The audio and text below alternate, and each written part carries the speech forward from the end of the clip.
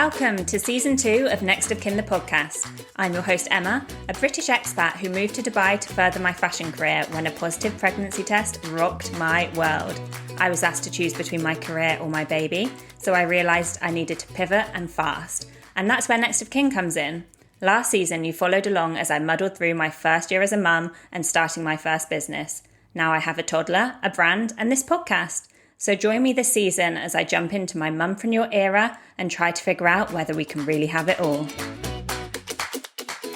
Hi guys, I'm hopping on for a quick solo episode today. In fact, I'm planning to do a few solo episodes over the summer to keep you company whilst you're hopefully on your holidays. I thought I might have been done with solo episodes. You might have noticed that I've mainly been doing interviews recently. But I noticed a bit of a trend in downloads when I look at the stats for the podcast, and I've noticed that quite a few of you are listening to the solo episodes from season 1. So I thought, why not have a check-in with you guys? You know, I do tend to struggle with these solo episodes, don't you? I cannot listen back to them. I can listen back to the interviews. I love them, but I do just cringe at myself when it's the solo episodes. But saying that, I must say I've missed just sitting with my microphone and filling you all in, because now this just feels like a voice note to a bunch of mates. So today is going to be a quicker episode. We're going to have a little Q&A, get to know me a bit. I just have a handful of questions that I want to answer today. What's really funny is that I put up a Instagram question box and then I found an app where you get anonymous messages. So I thought that might just appeal to a few of the more shy followers. So anyway, I got the most random assortment of messages and me and Rich were laughing at what was coming through. It actually took me a few days to realise that these questions must just be like fake questions that the app sends you. Because still, like a week or two later, I was getting random messages in this question box. But the question box will have disappeared from my Instagram like weeks ago. And the question would be like, who do you have a crush on? I think the app thinks I'm in high school or something. One question I got was just single ? And when that came through, I was still doing the Q&A, so that was really confusing. I thought, I'm pretty sure that none of my followers would ask that. Like they see me posting about Rich. So let's get into some legit questions. The first was, how is Bonnie? Which is such a lovely question. I feel like I shared so much more of motherhood in the first season and all the struggles and emotions. But now that she's 21 months, so she's fast approaching 2, and things feel different. And these children really do things at their own pace, don't they? So it makes me really aware that I'm sharing, because we all compare skills and stages and milestones. And my big thing here is that I don't ever want anyone to listen to me speak about Bonnie and then worry that their baby isn't doing that. In fact, it's why I was so open about my sleep struggles in season 1, because I'm hoping that most listeners, I'm pretty sure probably all listeners, will have sleep cracked way better than me. So at least when they hear my struggles, they can feel a bit better about themselves. Like if you're there feeling superior after hearing my plight, I am totally fine with that. So with that little caveat, Bonnie is doing fabulous. She's still cute, cheeky, starting to have some tantrums, of course. That's obviously part and parcel of this whole new phase of toddlerhood, isn't it? And I guess I could really do with picking up some tips on that one. Where she's advanced is her communication. She's able to say a lot, really, and really express herself. She sings and dances, which is her favourite thing in the world. She has started counting. She can do her letters. Not letters. She can do her numbers up to 9, which I know is totally mad for a not even 2-year-old, isn't it? So many people have said to me that that's the upside of going to nursery, which totally discredits me because they don't even learn those things in nursery yet. She's in the baby room. Their report said that she can count up to 5, and I'm like, hun, she can do so much more than that. But what she does love about nursery is that they do French classes. And so when she's had a French class that day, she'll come home and be saying like, bonjour, and pointing to her tête. And I just love it. I really want to keep that up. But let me counterbalance though. So I've just told you all of these things that Bonnie's doing really well, but let me bring it back down to reality. The areas that she is not advanced still are her sleep and her eating. So I realised that Bonnie would probably breastfeed till like 5 years old if I just sit and do nothing. And I personally am totally not up for that. So I stopped doing daytime feeds. And since then, she's lost weight, which I can't help but worry about, even though she's still 90th percentile. And as much as I want to stop these nighttime feeds too, I just don't think I will until I'm happy that her eating and drinking is where it should be. So I am petrified of the crazy nights we'll have without just being able to whip a boob out. She'll definitely just fully wake up and get very angry a lot.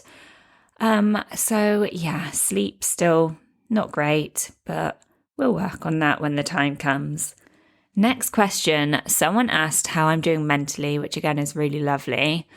I do wonder if they asked this because they could tell how all over the place I am on Instagram. Maybe they think I'm slowly losing the plot. So they're like, how are you? But there's certainly a lot to balance at the moment. We've got our fair share of worries. And I do have to remember a lot how grateful I am to have this life. But I can't say it doesn't have an impact on next of kin. I'm certainly still trying to figure out what balls I'm juggling. And do you know that theory about glass balls? If you don't, then look it up, because if I try and explain it to you, then it's not going to be very good. But I'm basically at the moment trying to figure out what I'm juggling and whether those balls will bounce if dropped. So if I drop the ball on, say, like my lovely friends and family at the moment, they will bounce back. Like, it's amazing. They're wonderful. But the glass balls, those things that would shatter if dropped, are like Bonnie and Rich. So I can't risk dropping them. So I guess I'm still working on pushing, pulling, prioritizing, and also working out self-care and looking after myself, knowing that this really like benefits everyone and the business. I really see my business suffer when I'm in the depths, and I just, I can't show up well online. I can't be creative. But I mean, every mum will tell you that the balance is non-existent, and finding time for yourself, especially without feeling guilty. I mean, Rich literally has to remind me that it's totally fine for me to have a bath or at least a shower every day. I mean, he certainly makes time for it, but yet I am there feeling guilty that I should be spending that time with Bonnie or him or working. And it's literally, like a shower. Anyway, I don't think I've answered that very well, but I bet there will be some muddle-brained mums who kind of feel me right now. One thing that we have changed up in the last month, which I have to admit has been a big benefit, is using a meal plan service. If you're in the UK, then you probably don't really know what I'm talking about. But here in Dubai, it's super common. A lot of people just use meal plans for every single meal, and it gets delivered to your door every morning before you wake up. And then you just heat up whatever that meal is for each meal of the day. I mean, I'm not using it for breakfast. I have porridge every single day. Like, I don't need a meal plan for that. But I came across Chris from Practical. I'll put this in the show notes. And I got chatting to him, and I've always been put off meal plans because everyone in Dubai seems to think they're like not that expensive, but it's really expensive. Like, it's so expensive. And people will say, oh, but food is expensive here, so you might as well just always order in or use meal plans. But isn't that expensive? Like, I also only want to eat what I fancy every day. I don't know if anyone else feels like that. So I've always been skeptical. But I got chatting with Chris from Practical, and he had like some pizza there, and it's really flexible. This isn't sponsored at all, but the Practical, I think, are great. Like, the food tastes good. They have pizza and all the good stuff. Like, it's not just like yucky salads. Sound like a toddler, yucky salads. But it was affordable, and it's really customizable. So for the last 4 weeks, we've been doing 2 meals a day. We've been doing lunch and dinner, and you can customize the calories. You can also change the meal each day. So if I've had lots of like curry and rice or whatever it might be, I then might decide that the next day I want to change my meal to a pizza or a spaghetti bolognese or a wrap or something like that.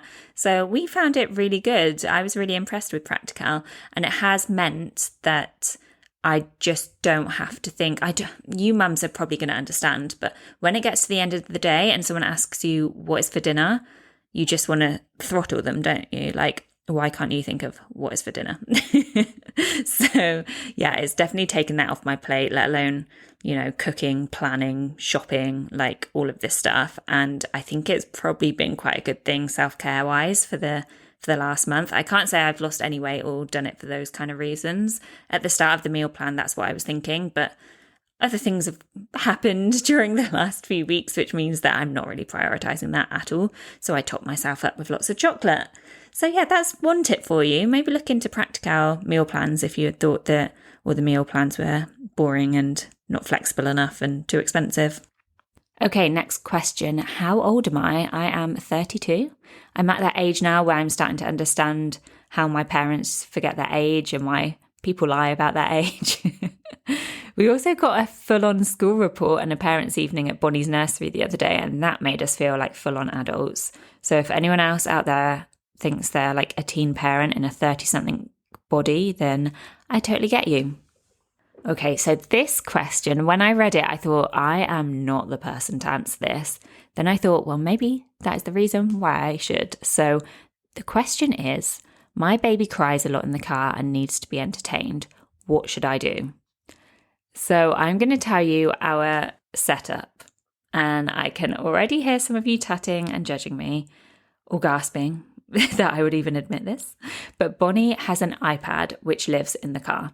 It's attached to the headrest and we have a load of downloaded YouTube. So yeah, screen time. Now, before this, some of my lowest parenting moments were in the car. You all know Bonnie is not chilled. She would scream and scream and just completely lose it to like a scary level that only parents who have gone through this will completely get. If you don't have a baby who did that, you wouldn't understand at all. But I did not drive for the first 4 months of her life. Like, I literally didn't drive. I was in the back seat. I was trying to distract her as best I could. I have shouted, stop the car. I had to get her out to calm her down. And she's still so like overwhelmed and red in the face. And I cried myself plenty of times in that car, saying to Rich that I just couldn't cope with it. And I would literally rather stay home than go anywhere and have to go in the car.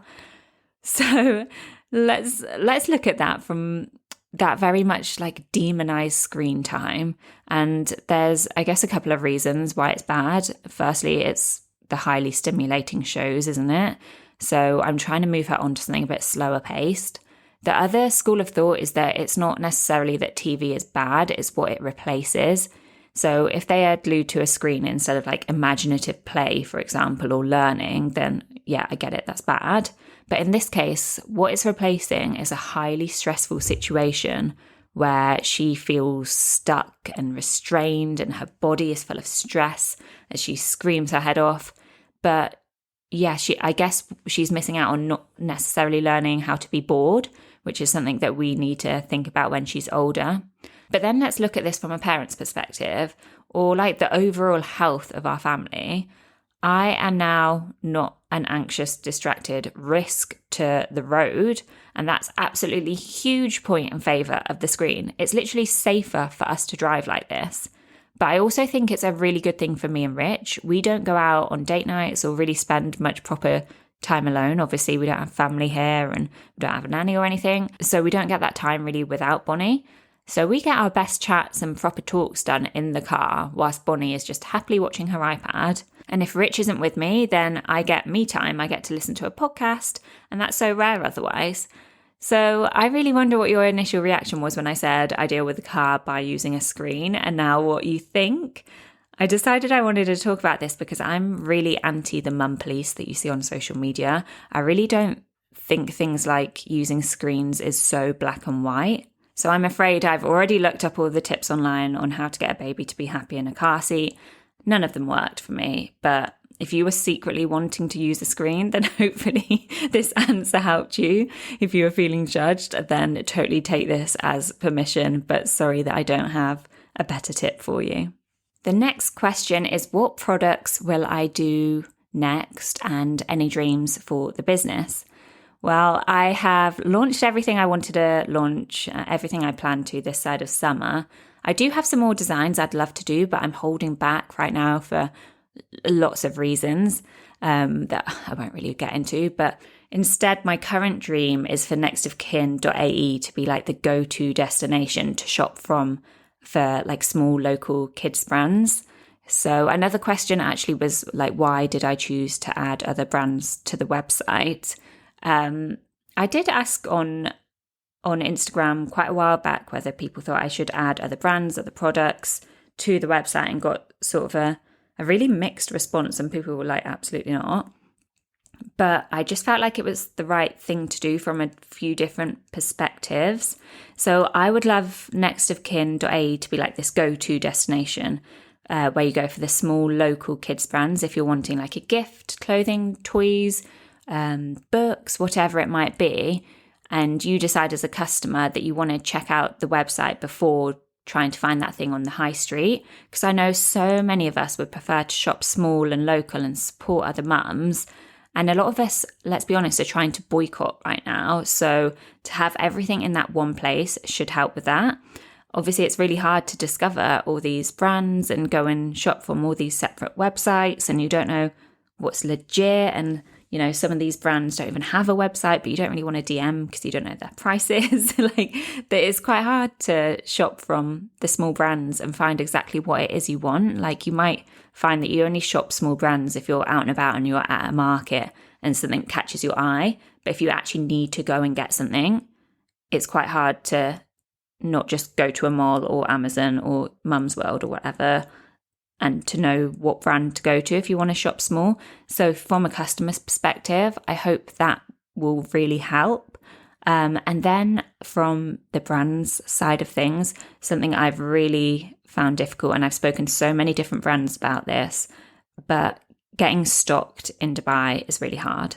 So there just doesn't seem to be a market for wholesale, and wholesale is where let's say the shop, the retailer that is going to be stocking your brand will buy the stock outright. So that's obviously the best situation. They have consignment, which is where you're basically lending the stock, and the margins they take in Dubai are just way too high. I can give an example without saying which, this is a website, but I won't say what website it is, but they take 40% and you have to pay for the delivery. So for most small brands, that's not doable. And that's what made me think, like, how can I do this better? So that's why I have a much better agreement with the brands on the Next of Kin website. And it can, hopefully really help them in turn. That's why I've called it Mum Supporting Mums, because we can support all these other mummy-owned brands, but also from a customer perspective, if we take it back to the customer, we know that mums design the best stuff. Like, you go to the high street and you can tell this stuff is not designed by a mum. Like, where are the zips? Where are the poppers to change the nappy? Like, what is up with this fabric that you're trying to sell to me in the middle of summer? Like, the brands I'm working with, they know what they're doing. So you know that you're getting really good products and just making a really nice, conscious purchase. So back to dreams for the business. I have a list of well over 20 brands who I plan to look into and potentially contact them to add. If you're listening to this and you're like, you need to stock my brand, then literally drop me an Instagram message and I'd love to chat. So that is a huge dream at the moment, but the overarching dream is to be able to work for myself, make a good living off, say, 20 hours proper work a week so that I can be with Bonnie lots. So that is what I'm really working towards at the moment, trying to dodge going back to corporate.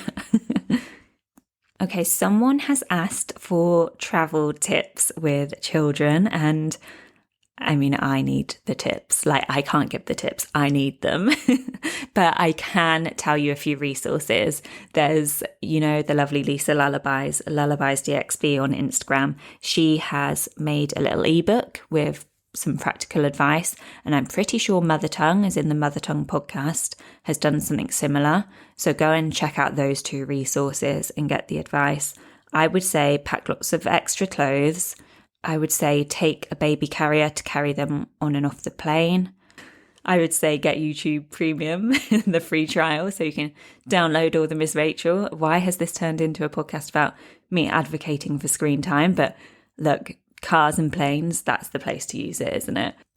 Plenty of snacks for sure. But yeah, look, I'm no expert. We're about to do it at the end of July. And yeah, I'm absolutely dreading it. I hate aeroplanes, let alone with a toddler. Now, I have quite a lot of other business-focused questions, so what I'm actually going to do is record another episode that can be all things business, because I have learned a ton, and I'm more than happy to be totally honest with you about it all. So I also want to give you like the really practical advice on how exactly to start a business and what I would do differently. So that episode will be coming soon, but I might have a small break now for a month or so. It's hard as a business owner to take a holiday, but we're heading back to the UK to see family. And I really think it will be beneficial for me to just take a bit of a step back, like a step away from the business, just so that I'm not working too closely and you can kind of see the bigger picture and then come back with fresh ideas, fresh eyes, especially as this time of year is dead. Honestly, like the sales just drop off a cliff from June. So I need to make the most of that and refresh myself before hopefully a very busy final quarter of the year. Now, before we end the show, I want to continue giving a shout out to a small local business. This week is super easy. I actually have two, but firstly, I have to mention a new brand on the website, which is Baby Beads, all handcrafted, personalized, just beautiful accessories, gifts, decor, keepsakes really for babies, and they're made from eco-friendly and non-toxic materials, all handmade by a lovely mama Tess here in Dubai. Then the second is Eleonora, who I know I have technically given a very quick shout out to when I mentioned about Next of Kin becoming multi-brand. But I got my hands on some of these PJs for the whole family and the quality is superb. The organic cotton, and this is coming from someone who has developed cotton clothing. So I know what I'm talking about, guys.